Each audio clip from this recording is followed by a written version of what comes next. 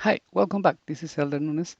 Would like to explain about a very basic example of scorecard development, the first stage of profiling or segmentation of customer with respect to risk. This is a basic example of 100 customers, right? And then for basically to have 100 accounts. This is customer that account number three has 19 years old and he didn't default. So default flag is equals to 0, 1, not defaulting, which is good customers. And this customer account number four is 56 years old and this customer defaulted actually. And by the definition of defaulting is having 3 or more months in arrears. And with this basic definition, let's see how we can separate or grouping customers with respect to risks. It's like profiling customers. So the first idea in SaaS is to run this first bit, the data. So we have these 100 accounts here with respect to age and default flag. So we have customer that defaulting, which is the ones, and non-defaulting. Okay, let's see first. One of the first step is to check the data for outliers, missing value, to check the histogram, the cumulative distribution, all the relationship between the variables. This is a basic example for easiness. The dependent variable is the fall flag and with respect to age only. Let's build this uh, box plot. If we want to know about any definition of any procedure, for example, proc means or proc frequency, proc univariate, or proc box plot, then we just right click on SAS syntax help, and then we have the syntax information and also the product documentation papers and so on. So let's work with this first example. Instead of running a box plot, it's like having good customers, which is the zeros, bad customer that is defaulting, and that's the minimum age group is 20 years old. The maximum is like 60 something years old. That's the minimum and maximum in the good age group. And the this is the average, and this is the median. Right. Let's see. Everything looks fine. You can see there's not a lot of outliers. So this is a good outlier because it's a customer that has 80 years old. An example of a bad outlier is like a customer that has 300 years old, or that's some kind of outliers that we need to clean before running the model. Another one is to run the proc means. We have to see the number minimum, the number of the sample data, minimum, maximum skewness, kurtosis, range, the Q range, and the variance, standard deviation, the coefficients of variance, which is the standard deviation divided by mean. The range is the minimum, maximum minus the minimum, the mean or the average, median, mode, percentile 1, percentile 1, percentile 99 standard deviation, and with a maximum decimal of 4. Let's run this default flag to see. Then we have a good variance is 0.21, standard deviation, the coefficient of variation 153. Yeah, because we have a age group very separated between 20 years old and 80, but it looks fine at the end. So let's check the frequency of data, and then we see that 30% is bad customers. So this customer that default flag equals to 1, and 70% are customer that is good. So normally the data in credit risk is skewed to having more good customers than bad customers. Normally it's like 5% bad customers, depending on the segment. Or for example, in mortgage, it's maybe less, depending on also the risk profile. Another one is to check the cumulative distribution frequency plot and the histogram. So that's let's see the age and the fall flag, which is all the variables we have in this simple model. Then we have, that's the percentile, quantiles definition, that's the lowest, highest, so we have 80 years old and the number of observations. So then we have an age group of 20 years and the data is more skewed to the left with the age group with more frequency between 40 to 60 years old. It's just a cumulative distribution, looks fine. And also because it's a Bernoulli variable or the one and zeros is like we have more customers with zeros and customers with ones, which is defaulted customers. So we have like a model with this cumulative distribution between zeros and one. Looks fine so far. And then let's check for outliers using this proc univariate and this QQ plot.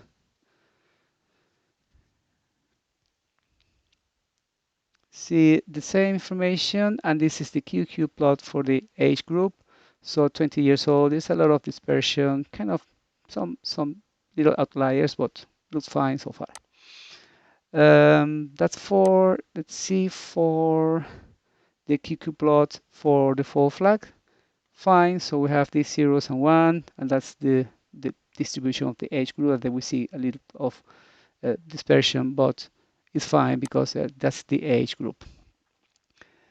To stratify the data, normally when we build models, so we separate 70% of the data, the sample, to build the model, and 30% or less to have testing of the model. So we normally save some resources of processing the models by having like 70%, and the remaining 30% is to test the model at the end.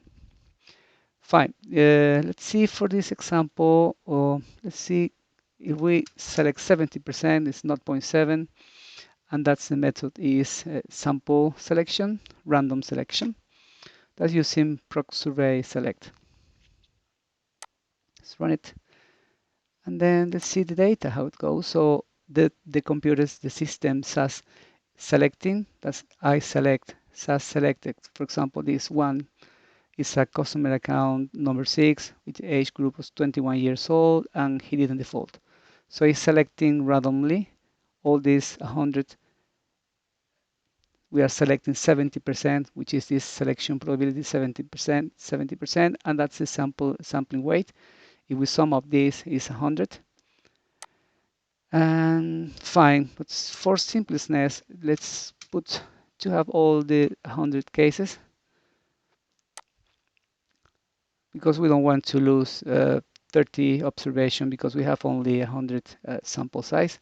So then now we have all selected. Then we see in this column selected 100, and then we have the fall flag 0s and 1, and this selection probability is 100. Then we have 100 rows of data, and that's the sampling weight is when we sum up these rows, we get 100. So the other thing is to segment the customer, so segment profiling the group age. So that's using proc HP bin data equals default with respect to age. And we are selecting, in this case, 5. Selecting, this is like having in Excel the information in a pivot table, and then that's on grouping, for example, in groups of 10 years between the interval, so from 19 to 28 years old, from 29 to 38 years old, and so on. So this is the way of doing in pivot tables by grouping. Right click and to group. And in SAS we use HP bin. So let's see, we're separating in 5 group of ages. So then we have age from 31.2 years old and below, and then from 67.8 and above. So we have 5 customers, which is 5% of the total, and the age group of 31.2 and below. So we have 26 of the total. So if you sum up this column, we got 100, and this is the frequency of 100 people that is binding, right?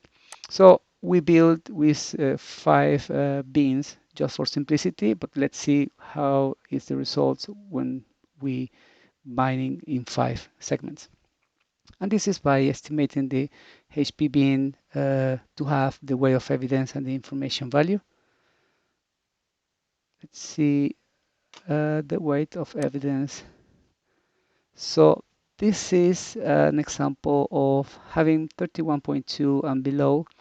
Then we have 19.23% of people that defaulted. This is event is defaulted. So if 5 people defaulted, 21 people non-defaulted, which is 81% nearly of the total, and this is 19%. And that's the weight of evidence, which is the distribution of good minus the distribution of bad, or divided by the distribution of bad. Then we see here that is a group of 31.2 and 43 years old with a very good weight of evidence, positive. So we have like more goods than bad. And here then we have in this segment more bads than goods. That's why we have a negative number here, which is not good. So for this example, then we can separate doing some kind of profiling customers with respect to risk. So this is pricing to risk. So we segmented and giving, for example, good loans with this age group between 31 and 43 years old. And then because it has the best weight of evidence is the highest. And the weight of evidence definition is equals to the log of distribution of goods divided by the distribution of bads, and which is the number of goods divided by the total of goods. And the distribution of bad is the number of bads divided by the total of bads. So the higher is the better. Yeah, so fine. So we can, this is like an example of profiling, and this is another example of calculating the weight of evidence and the information value. The information value is equals to the sum of the distribution of goods minus the distribution of bads multiplied by the weight of evidence. And this is a measure of discriminatory power. When we have information value above 0.4, this is a strong prediction power, right? So this, because this example is very basic, is only defaulted with respect to age groups. But normally we don't build this kind of model, so we build models that is more complex. We have more variables.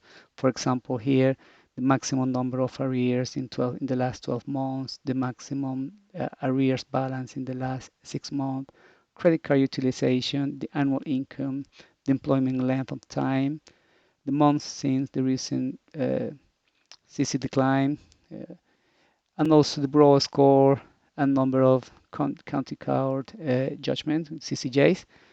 And then we can select the variable, for example, okay, let's take this variable, the maximum number of arrears last 12 months, because it has an information value higher than a similar, which is the maximum number of arrears balance in the last 6 months. So we can separate and we can eliminate variables, and also by running the correlation matrix to see whether if they have multicollinearity between them, right? So that's a basic example to build the models. For example, this is by separating in 5 groups. So if we, for example, separate in 10 groups, I'm running all the model to see the box plots and everything at the same time. And it's fine. So we have 1, 2, 3, 4, then group of age. It's much better the information value when we segment it more. Then we have more tailoring to pricing and to profiling the customer with respect to risk. So then, for example, if we run with respect to 12, then we have, I think, more information value. Let's see. Let's run this bit only. I think it's a little bit more. It's higher. Yeah, so it's higher. So it was a good idea to test binding. For simplicity, I'm using 5 just to see, and we have a decent result of information value. So it's like 0.83, so fine. So that's a good idea that's a basic initial idea to build the first stage in scoring by using segmentation. It's like profiling, and this is good to offer different products with respect to different kind of risks depending on the socioeconomic variables. This is it. I'm gonna explain later different other models to build scorecards. Okay, thank you so much. Cheers.